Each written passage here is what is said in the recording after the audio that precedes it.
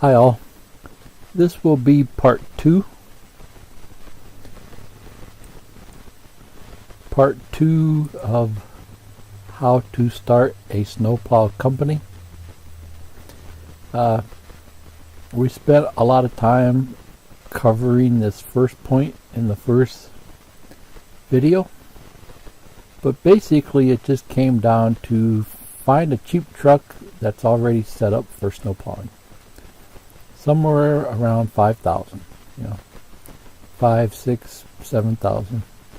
And the reason why I say this is because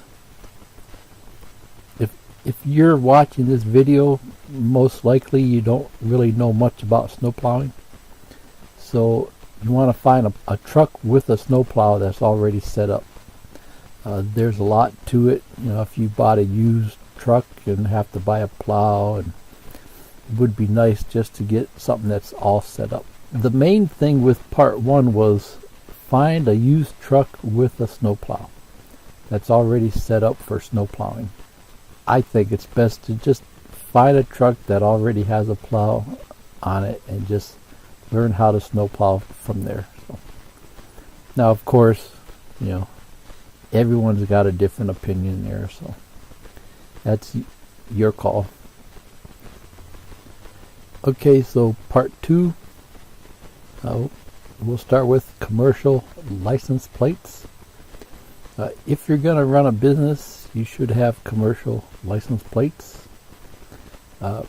When you first buy the truck, you can put regular plates on it and then switch it over to commercial plates later on. I think that's how I did it. I didn't buy the commercial plates right off the bat. When my plates came due, that's when I switched it over. So you might want to check on the details in your state. In my state, it depended on how much the truck weighed. When I went to the BMV, she asked me how much it weighed, and I didn't know. I had called them a few times on the phone and talked to them previously, and I had looked it up online, so I had a general idea of what the truck weighed and how much the plow weighed. So I kind of knew it was around 6,000 pounds. Okay. Now, the woman selling me the plates, she was a younger woman, and I don't think she quite understood it herself. But after I bought the plates, I remember saying something, and then the older woman toward the back came out and explained it. That if I bought a 6,000 pound commercial license plate, then I put the plow on the truck, then I put sandbags in the truck, I'm way over 6,000 pounds. If I had a police inspection and I was over 6,000 pounds, I could get a ticket. So that 6,000 pound sticker was cheaper than a 10,000 pound sticker. And I don't know exactly how it went, 6,000 pounds, 7,000 pounds, 8,000 pounds. I don't know for sure. I just told her, give me the biggest one, and that was the 10,000 pound sticker. And it really wasn't that much of a difference. It was only like 20 bucks. So after I had talked to them on the phone, I think I had went out and I went to a local truck stop, and I weighed the truck there where the trucks go.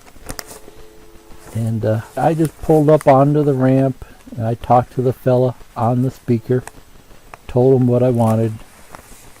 He weighed the truck. He told me, come on in.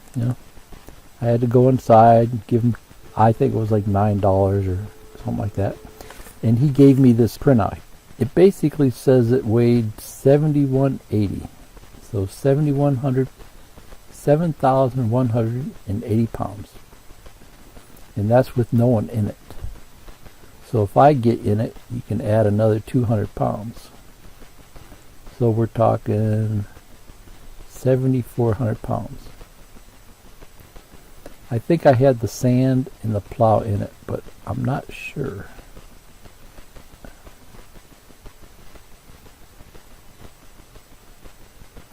Let's see. This was 1/16, so I'm sure the plow was still on it. And I think I had the sandbags in it too. So, oh, it cost me $10.50. And it's just cat scale. See here, it says cat scale. That's just the name of the company that does the scales for the truck stops.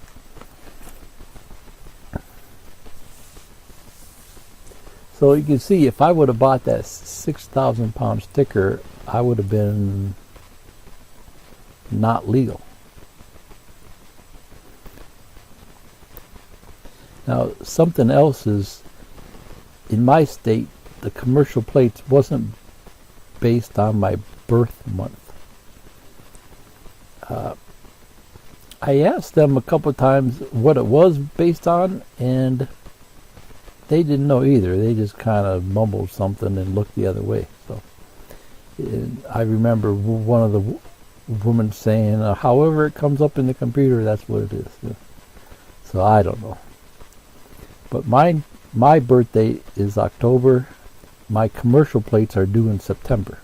So your state might be different. The important point here is find somebody who knows what they're talking about at your BMV. If you're in another country, your country might be different. I think my commercial plates, it wasn't much more than a regular plate, maybe like $20 more, but it was basically about the same thing. And it's the same thing. It just looks like a regular license plate with the stickers on it. So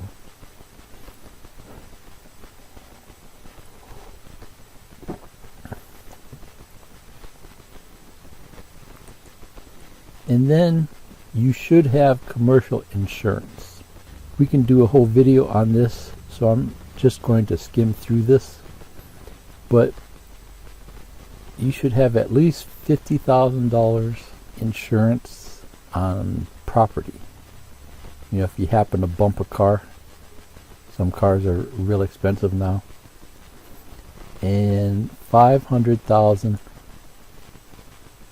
per person if you happen to run someone over. Now, if you run someone over, that $500,000 might not be enough. So I've heard that some commercial jobs may require you to have $1 million worth of insurance. And something else that some commercial jobs might have is they'll require you to give them a certificate of insurance. That's where your insurance company notifies them that you are insured.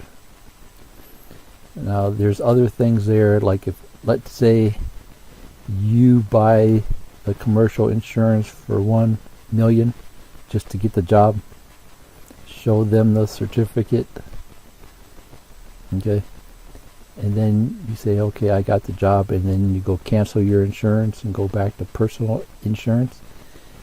Some commercial jobs will require you to tell your insurance company to have the job notified. So you can't pull that fast one. But you actually have to authorize that. Just about everyone I've talked to, they don't bother with the commercial plates, and they don't bother with the commercial insurance, which is not good. You know, if you happen to get in trouble, you do some damage, you run someone over, so that's not good. You know, that's not really being in business. So you should have commercial plates, you should have commercial insurance.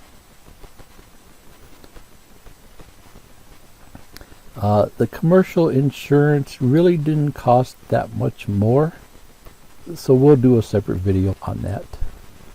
So clean up your truck. If you buy an old beat up truck, mine was pretty rusty down along the bottom, and it only took me a few days to bondo up the holes, spray paint it with regular spray paint. From a distance it looks new. I didn't do all that great of a job. It's a work truck, just to keep the water out, to keep the snow out, and to make it look a little nicer. Something I want to bring up, there's a rust reformer paint. It's spray paint, black. It's like a black primer that's supposed to stop the rust, and it's like $5.50 a can at Walmart in the auto department, and it's supposed to do something. It's a chemical reaction with the rust where it's supposed to stop the rust. So I just started using rust reformer as a primer.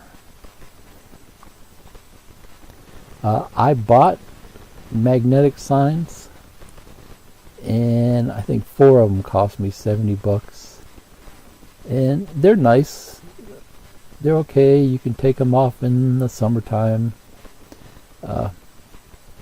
but they look really hokey, and when I had that music store that I showed you the sign, I bumped into the guy that painted that sign on the store, and I just thought I'd give him some business, and that's why I had him paint the truck, and that cost me about $300. Now he's kind of expensive. He's like probably the best in the area, and he's been doing it for years. He's done all the semis and motorcycles back in the 60s, So you could probably find a local art student to do it cheap. Some of these kids are really good at drawing, right? At art. Just have to check around. I would insulate the truck if you're going to be in there a lot. I did a video on that. What I found was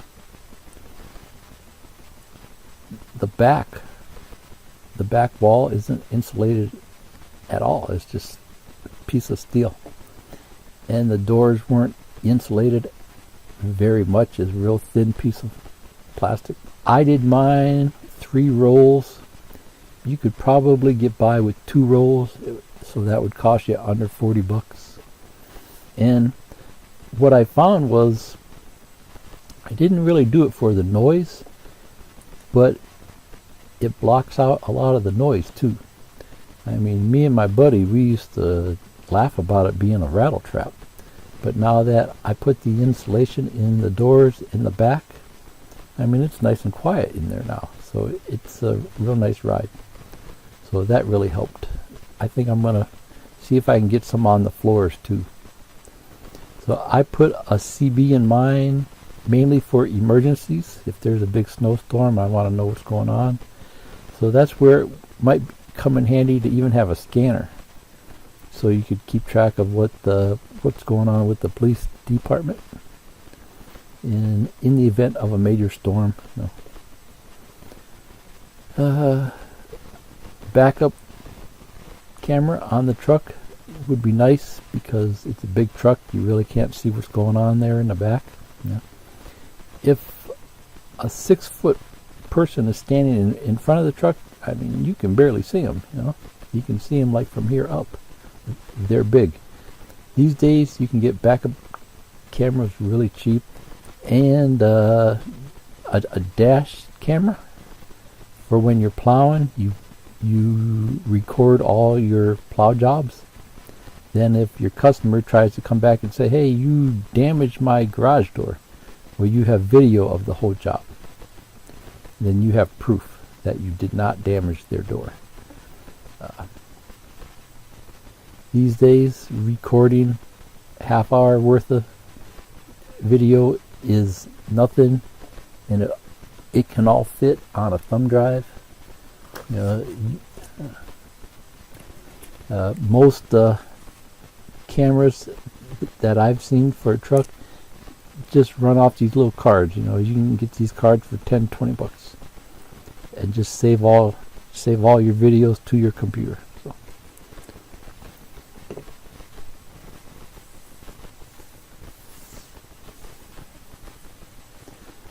when you start plowing, do you want to do commercial jobs or do you want to do residential jobs? You know,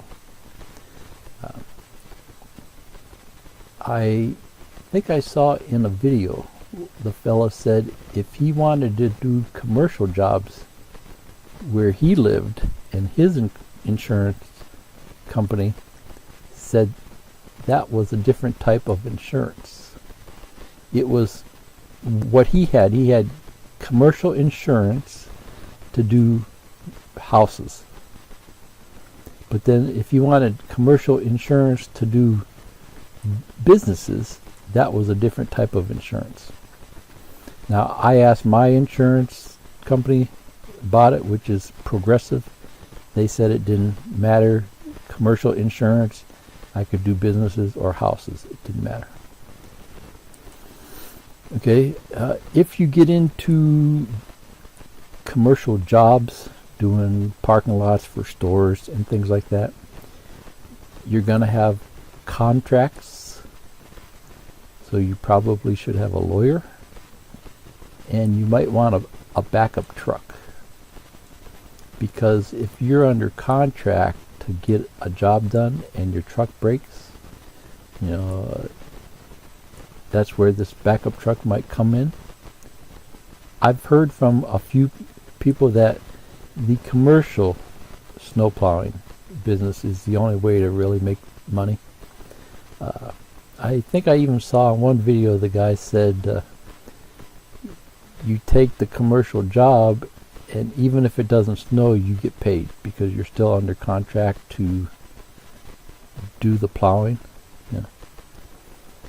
But I think if it doesn't snow a certain amount, you give them a refund, so it's not like you're actually getting paid for doing nothing. Yeah. So I'm not really sure how that works, but if it sounds too good to be true, it probably is. So don't worry about the no experience thing. You know, plowers are needed. You know, if you go on Indeed.com, there's all types of ads. You know, all these companies need guys to snowplow. Especially if you own your own truck. Where the experience is going to come in is, you know, how do you judge where the plow is? You know, sitting up in the truck, you really can't see the plow. You just see two little yellow markers sticking up. And that's where it would be nice to have a camera in the front of the truck. I've heard that doing residential driveways is harder because they're smaller spaces as compared to plowing a parking lot. You know, you got wide open spaces and you just plow the empty space. You know, doing the small driveways on the houses, you know, it's more work for less pay. You know, you're in and out of small spaces, and you got to drive a couple miles to the next job for another 10-20 bucks. You know, so you're doing more work for less pay. Where if you're doing a commercial job, a parking lot, you got one big parking lot, you take a couple hours to do that, you're done. This is what I was talking about up top. You may need a different insurance for commercial or residential. Part 6. Even if you buy a used truck with good tires, plan on putting new tires on it soon, because you know you're talking a 6,000-7,000 pound truck plowing, and there's a lot of stress on the tires in cold weather. If you happen to have a tire blowout, you could do a lot of damage. You run into a car or house, or wrap the truck around a pole. So don't get the all-season tires. I've seen videos on YouTube where you can tell snowplowers are getting stuck because they got all-season tires on. All-season tires would be good if you're just using your truck for work, going back and forth to work and stuff like that, But if you're snow plowing, you're out there in deep snow before the roads are plowed. Get a big tread, not all season tires. You want a winter tire. The winter tires, the rubber is softer, so it wears out faster, but the soft rubber sticks to the snow. Take the snow tires off in the summer and put your all-season tires on during the summer. New tires are going to cost you about $1,000. About $250 a tire. I've heard that most people go with the BF Goodrich. That's the most popular truck tire. Mine came with the Firestone Destination. Those are really nice tires. I went with the Mickey Thompson's Baja Claws because they were made in America, and they're made like 50 miles from where I live. Plus, it's the only one I could find that actually, it's the only tire I found that had big tread that said snow. They all said mud and terrain, but they never said snow. So in the descriptions, it was the only one that actually said snow.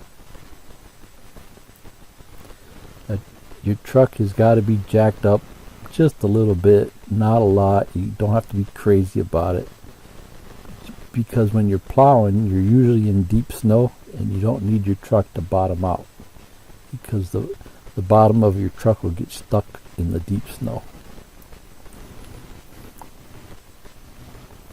Okay.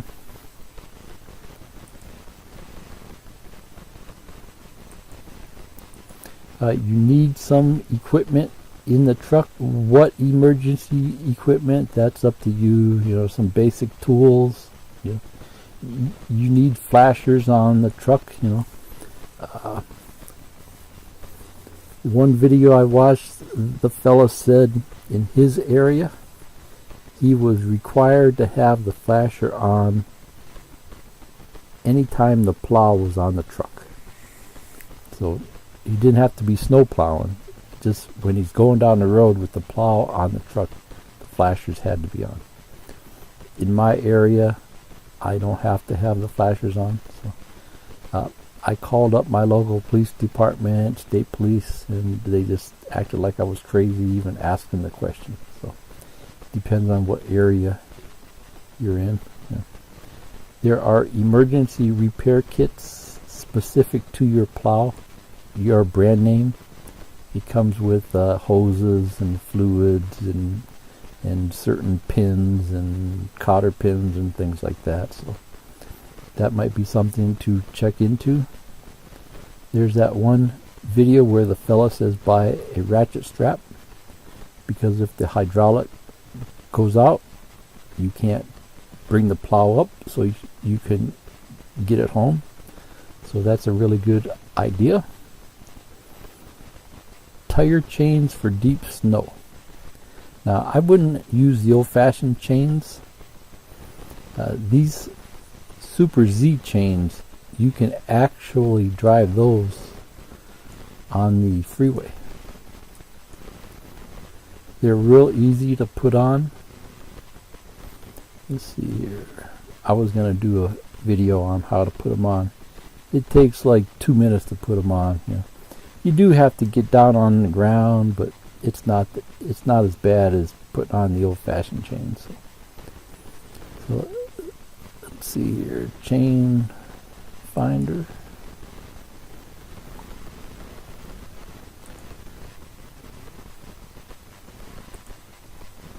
I don't even remember. See, I think mine's 285, 16 truck,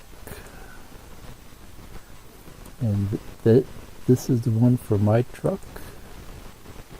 So you can see they look like this. You can actually drive them on the freeway. That's nice. Okay, tools, have an assortment of tools. Get an old toolbox, throw it in the back seat. There's plenty of room underneath the back seat. If you have a truck with a back seat. Flares in case there's a wreck. A hard hat would be nice so you look professional. Always wear safety glasses, steel toe shoes. Get some type of lime vest or one of them orange vests. You want to look professional when you're out there plowing. Get a fire extinguisher, in case your truck catches on fire. Salt. Do you salt the places that you plow? Usually no. If you're doing a business, usually yes. So it just depends. You'll need a separate insurance for that. The commercial insurance that you buy won't cover the salt. You need a professional insurance to do salt. Professional insurance is like the type of insurance a doctor would have. A doctor messes something up, his insurance covers you. So you need professional insurance to salt. So you just have to check with your insurance company. So some commercial jobs may require that you salt. So you might have to have a spreader. One fella said to me that you don't want a salt spreader because it throws salt up on your bed and the salt eats at your bed. So I don't know, but that's what I was told. I know I read a little bit about the salt, and the reason why insurance companies don't like to insure for salt is because the salt melts the snow, and then the water goes down into the cracks of the driveway. Then when that water refreezes, it cracks the driveway more. It does damage to the driveway, and that's why they don't like to cover the salt. So that's what I read on a web page. Okay, so money, how do you price it? Don't worry about it. Do your own thing. I've seen videos, they say $50, $70. I talked to the guy that painted the sign on my truck. He said he pays some guy $10 to do his driveway. So I'm in a small town out in the middle of nowhere. So, do your own thing. Start out low, slowly edge it up. When I was teaching music, I was studying with a fella in Cleveland, piano teacher, 80-year-old guy. I think he was 72 years old. Taught music forever in the schools.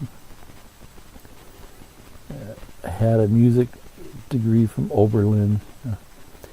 He had said to me, better to be busy at $5 than slow at $10. $5 per lesson. So, that's just something that you have to decide.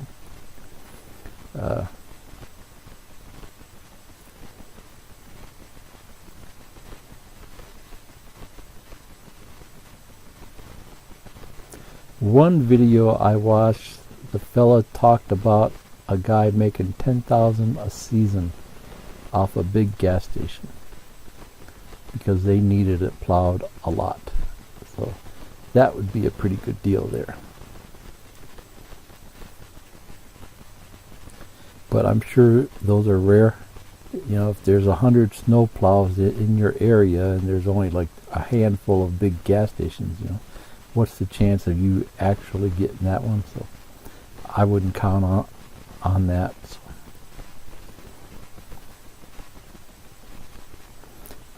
One thing I've heard though from a lot of people is they can never get the snowplow guy to come, or they come 2 days after it snows. So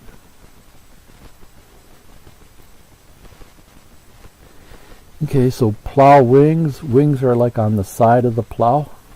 You know, when you plow with a straight blade, lots of snow falls off the side, and that's a big pain. You got to keep going over it, trying to get every little bit.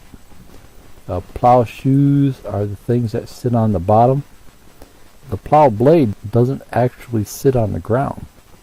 You know, the plow shoes keep the plow an inch or so off the ground. Yeah. One guy I talked to, he said the places that he plows, they want it plowed right down to the pavement. Some guys, I had one guy write a comment just a couple of days ago. He said, put the shoes back on. So it just depends on the places you're plowing. If you're plowing flat surfaces, parking lots, plow shoes might work for you. But Advanced Auto Parts has generic plow shoes for about $30 each. Tractor Supply sells them. I've seen on the internet Meyer shoes, just one of them is $80. Most likely, if you buy a used plow, you're probably going to need new shoes on the plow. The ones that came with my plow, they're really worn down. They were basically flat. You know, they're supposed to be curved on the bottom, so I don't think they did much good. So I'm thinking about trying these next year. This year it really hasn't snowed enough to even worry about it. I think we've only had like 1 or 2 storms here. Do you want a straight plow or a V plow? Most likely you're going to end up with a straight plow. There's not a lot of used plows out there. We talked about that in the first one. What, Sassy? Why are you bothering Jimmy? Huh?